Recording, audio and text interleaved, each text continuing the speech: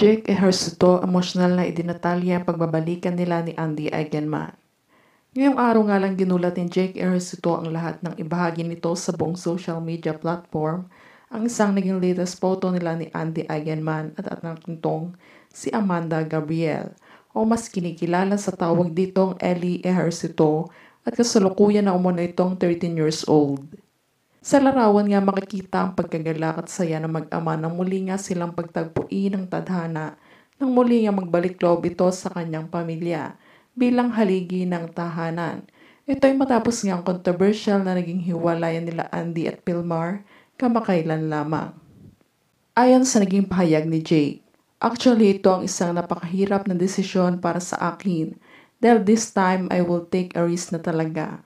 Kumbaga ito yung time ko para ipakita kay Andy na totoong nagbago na ako at doon humingi ako sa kanya ng second chance para maayos ang aming relasyon at talang-alang na din sa kinabukasan ng bata. This time handa ko ng sakripisyo ang lahat at punan lahat ng pagkukulang ko bilang ama for Ellie. Si Jake Ejercito nga ay 34 years old na habang si Andy Eigenman naman ay 34 years old na din.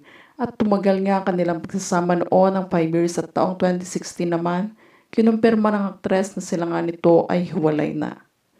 Ngunit sa kabila naman nito ay inimbitahan nga ni Boy Abunda si Andy sa reality show na Fast Talk with Boy Abunda na pag-usapan ng mga ito ang ilang nais na ipabot na katanungan ng mga netizens. Sa unang naging katanungan nga ni Boy ay hindi napigilan ni Andy na maging emosyonal na mapag-usapan ang puso at pag-ibig nito ngayon at kinamusta nga nito ang karelasyon nitong si Pilmar Alipayo ng kanyang naging greatest love na siya namang nitong niloko. Pangalawa nga ay kung paano nga nito binigyan ng second chance ang dating kasintahan na si Jake Ejercito sa karumaldumal na kanilang sinapit noon na halos gumuho ang kanyang mundo at buhay.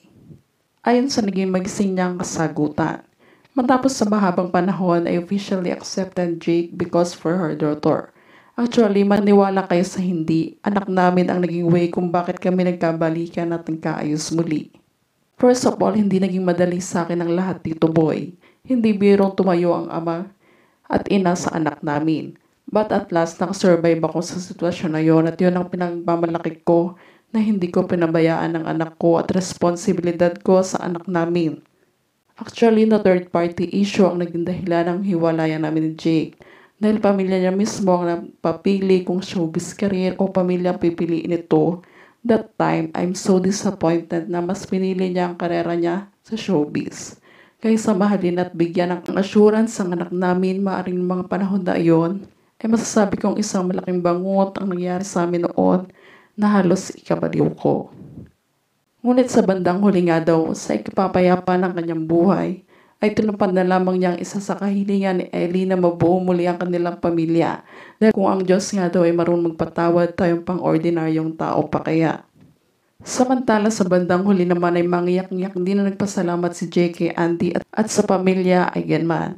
Dahil nga daw sa pagbibigay ng pagkakataon sa kanya na mas masilayan at mayakap ang anak siyang ilang dekada niyang hindi nakapiling.